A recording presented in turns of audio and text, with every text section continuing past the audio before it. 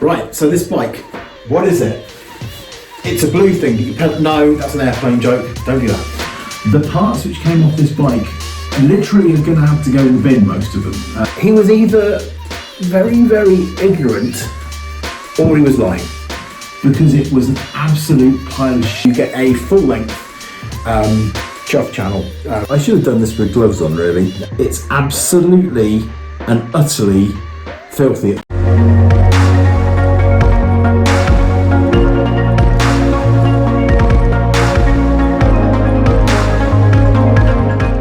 This is going to be a budget gravel bike with a remarkable spec, built with primarily second-hand componentry or budget componentry. I use the money to buy something awesome. Sue me! Right, so this bike, what is it? It's a blue thing that you pedal. No, that's an airplane joke. Don't do that. Right, so this bike is a Pinnacle Arcos 1. I believe it's a women's specific model. And it's in this rather dashing shade of bluey, greeny, sea, kelp. It's a funky colour. Anyway, that's a particularly appropriate colour for the person who is going to be receiving it, because Claire actually has this colour in her hair. However, there is a cautionary tale at stake here as well. To be honest with you, anybody who walked into this guy's house and saw this bike when I went to pick it up would have very, very quickly realised that it wasn't really in the sort of condition that he was advertising it as being. He said it was in extremely good condition, had lots of new parts, including a new chain, more on that, and that it was using it every day, and it was his commuting bike, and quite frankly, I suspect as he was writing that, his nose was getting longer and longer and longer. I'm surprised his nose actually didn't just completely fall off, because quite frankly, this was a shed. Unfortunately, it was extraordinarily unloved. It had a very hard life, and it was incredibly badly cared for and had zero maintenance done on it. I can tell you that much for sure. But anyway, more of that in a minute. I will show you the parts that came off this bike, because as you can see, I have stripped it down. When I went to collect it, it was an interesting sort of two-tone paint job, where the front of it was vaguely this colour, but from about here backwards, it was basically black. And it took me 2 hours just to get the road dirt off this bike, because the guy had never washed it, I don't think. If he had washed it, I think he did it by like leaving out in the rain probably, which might explain some of the other things I'll show you and tell you about. I should have done this with gloves on, really, because these things are disgusting. But here we go. Let's have a look at these beautiful parts which this guy sold me on this bike that was in such good condition. Yeah, so it's not good. If I show you this cassette, which hopefully that's going to focus on, you can probably see how disgustingly covered in grime that really is. It's absolutely and utterly filthy. It's covered in rust and road grime, and it's also worn out. And the chain was 5 times, I say 5 times, 500 times worse than this. It was literally an immovable bright orange object in the vague shape of a chain. This actually doesn't work. And when I say it doesn't work, I mean it's actually frozen solid. I've tried to free it up. It's been lubricated, and I haven't cleaned it that much, as you can tell. There's more of the lovely road grime, which was all over it. But yeah, that literally does not work. The spring in it has failed, so it's actually jammed in that position. Both brakes, which are Tektro Mirror,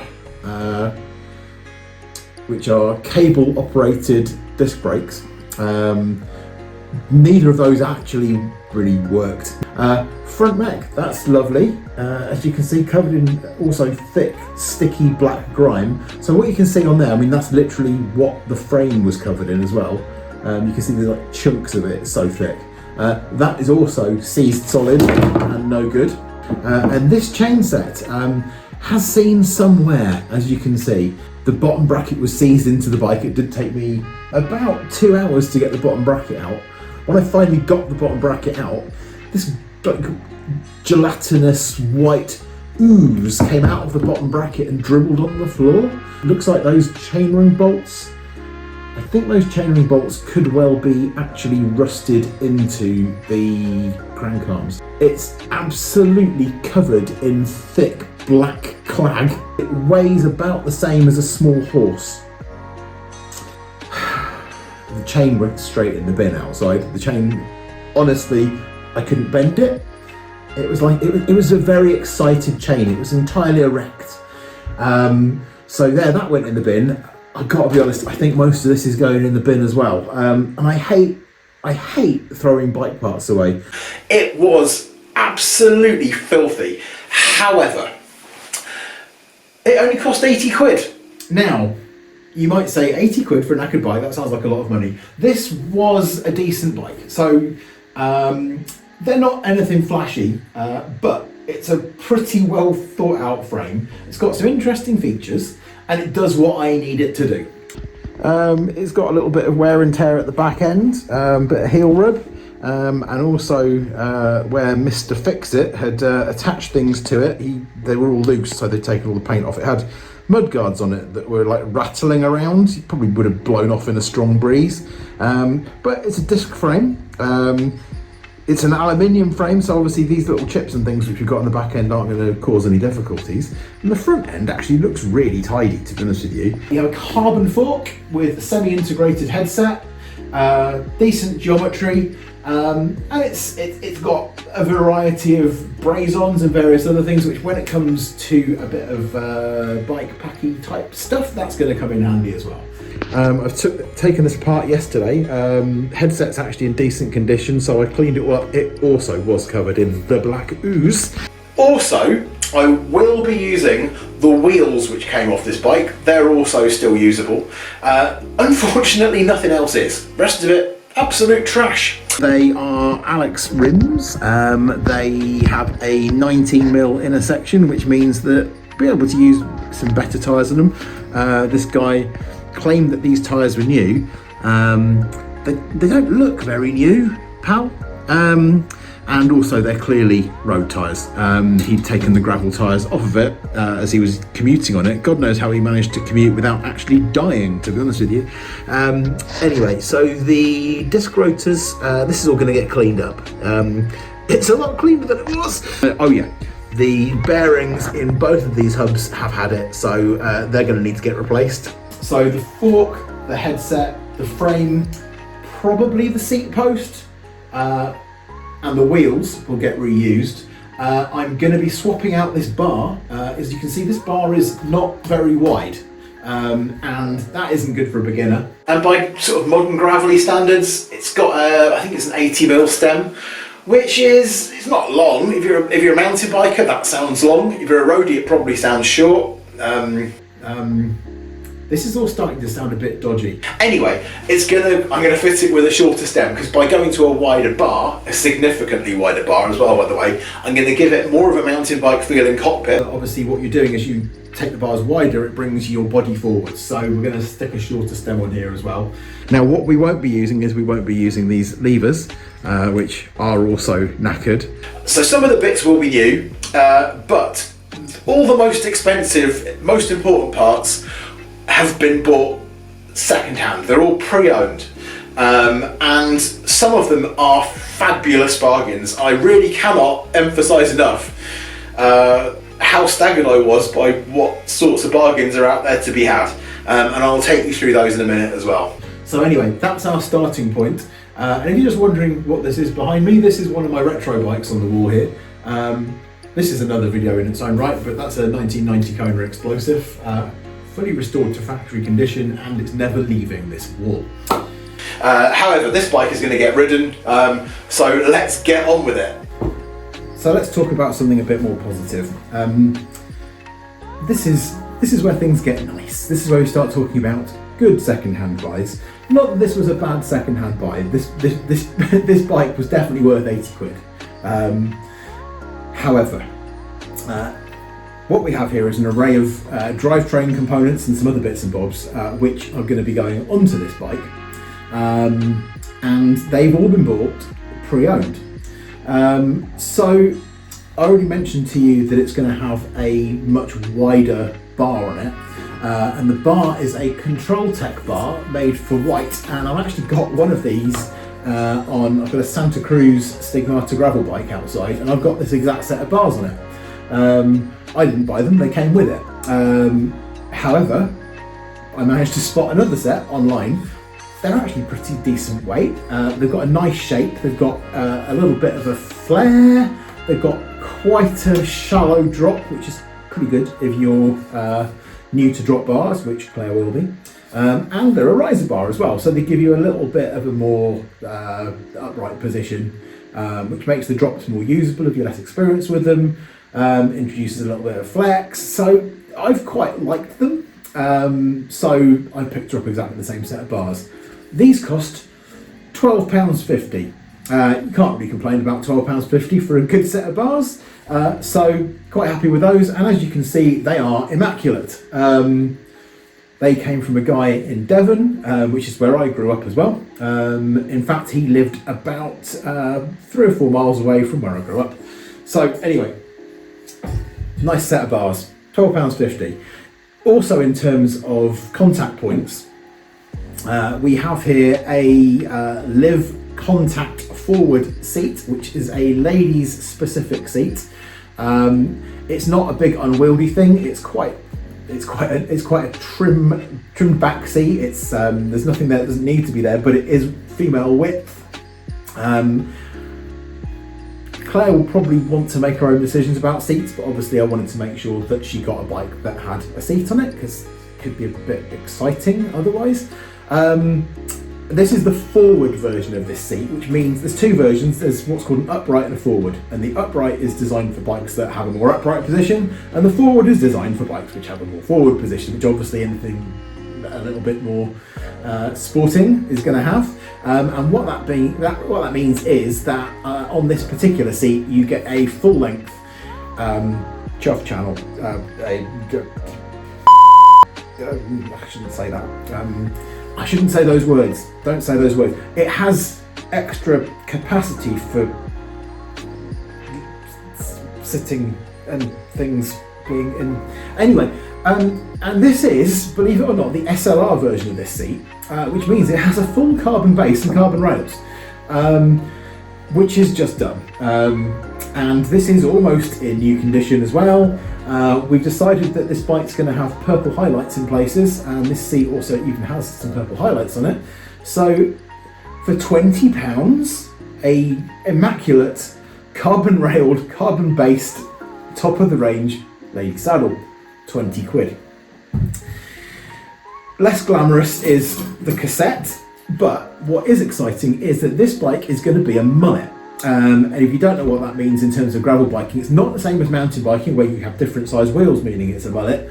On a gravel bike, a mullet is a drivetrain that uses a mixture of road and mountain bike componentry.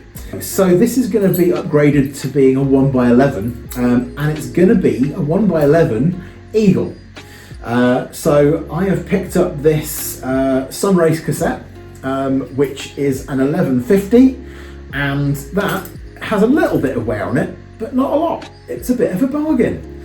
That cost £22, I think. So that wasn't expensive either. Next up, we have an Amazon delivery. This is going to be more bits for the bike probably, so I better go and collect the Amazon delivery. I can see him just outside. He's going to come and bang on the door and interrupt what I'm saying anyway, so I'm going to stop before he does that and looks through the window thinking I'm a weirdo talking to myself. Oh, gutted. Actually, wasn't bike parts. Wasn't even interesting. But now he's sat outside listening to loud music in his van, as Amazon drivers seem to like to do. I'm just going to wait for him to go, because I can just hear him going.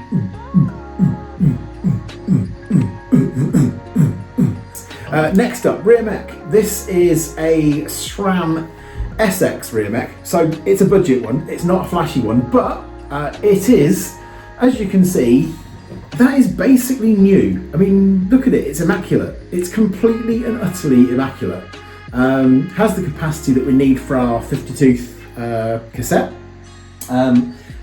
This is actually designed for 12 speed, and the part I thought might have been arriving, which is coming from Amazon, is a little adapter which you can mount into the top of the mech, which has a little roller in it which changes the cable pull so that you can run 11 speed road shifters, gravel shifters, whatever you want to call them, with a mountain bike rear mech. I don't know why it's called a Shiftmate 9 when it's for 11 speed. Why not call it an 11? I don't know, seems odd. Now, this 12 speed SX mech is going to be paired to this pair of SRAM rival shifters. Some people call these brifters, but because they're brake and shifters. This is going to be a hydraulic system, so rather than having cable operated brakes, this will have actual proper brakes that work even when it rains, and don't go rusty and stop working. Stop complaining about cable disc brakes, Martin. Just stop it. People out there are going to be furious. You probably switched off already now that I've dissed your cable disc brakes, you backwards weirdos. The shifters or the brake hand shifters were the most expensive part I had to pick up. These have been used. There is teeny tiny indications they've been used, like there's a tiny little bit of paint missing on that lever. But these are the SRAM rival double taps, which means that, again, Claire's not used to drop bar levers, and I felt that maybe having a Shimano type lever where you push the whole lever might be a little bit of a head spin.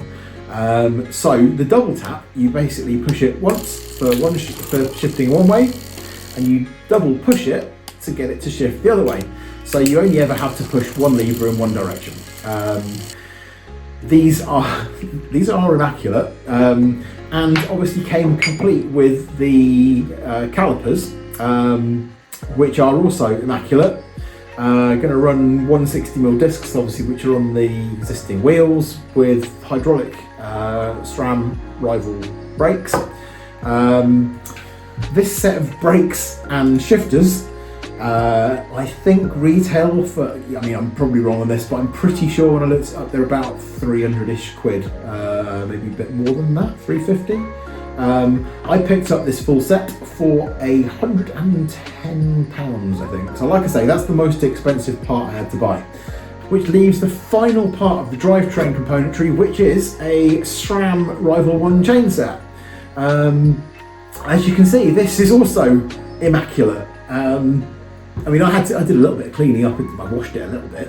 Had a little bit of road grime on it, which I took off. 40-tooth chain ring.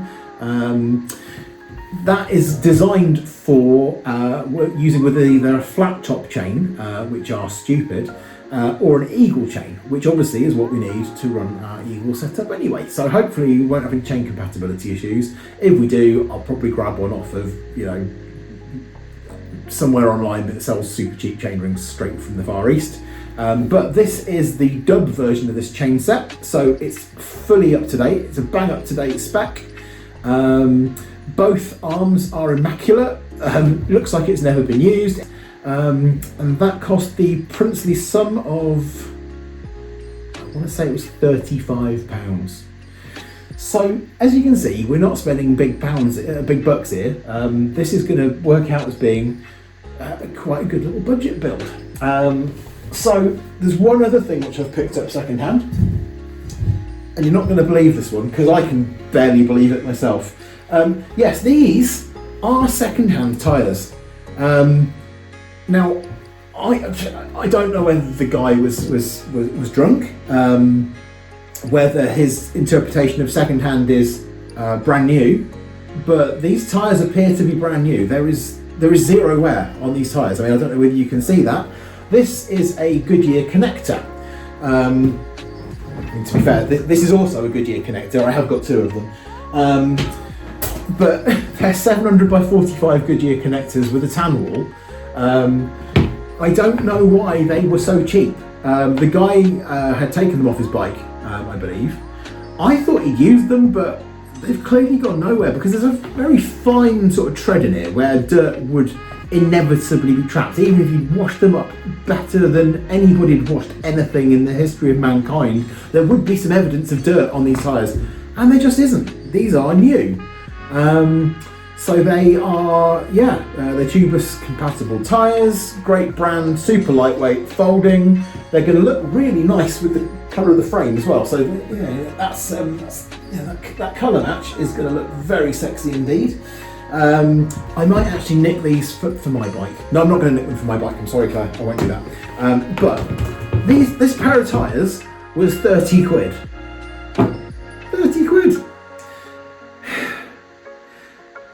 See, it's a revelation, isn't it? So it's perfectly possible, as I think you're probably starting to see, to build a high-spec bike with a very cutting-edge drivetrain for... It's not pennies. I know it's not pennies. These are still big amounts of money to some people, and they are to me, to be honest with you. However, in terms of the grand scheme of things, this bike is going to be built for a very reasonable price. $1 million.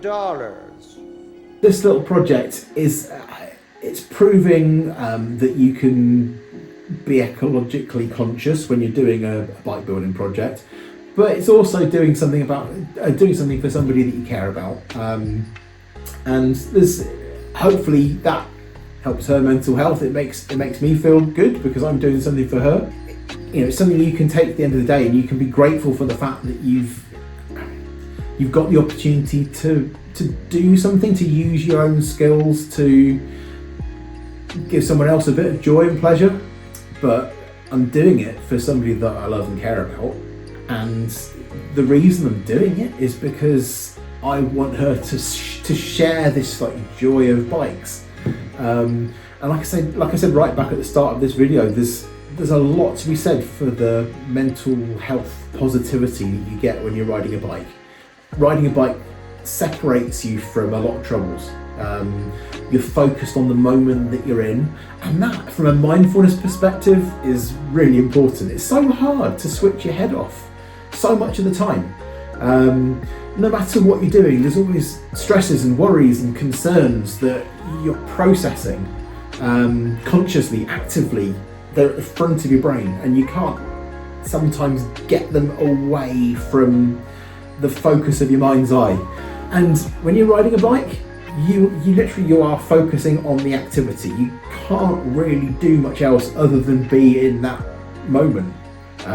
You need to be paying attention to what you're doing. You're focusing on what gear you're in. You're focusing on where you're going and turning and pedaling, and you are absolutely forced to exist in that moment in time. So it's almost meditative. And building this bike, I mean, I get quite a lot of enjoyment, obviously, from playing around with bikes, but I get even more satisfaction from riding them and sharing that with somebody you care about as well. It's just bloody fantastic all round, isn't it? I'm hoping that we're going to go off on adventures, and we're going to see things, and we're going to be in new places, having new experiences, and all of these things are all so incredibly good for your brain. And it all starts with building the blooming bike in the first place. So without any more waffling, let's get on with actually getting this thing finished off, which I will do as soon as Amazon and the Royal Mail get round to sticking a load of purple parts through the flap. That sounds wrong, doesn't it? The mail will come containing bicycle componentry. That's what I meant.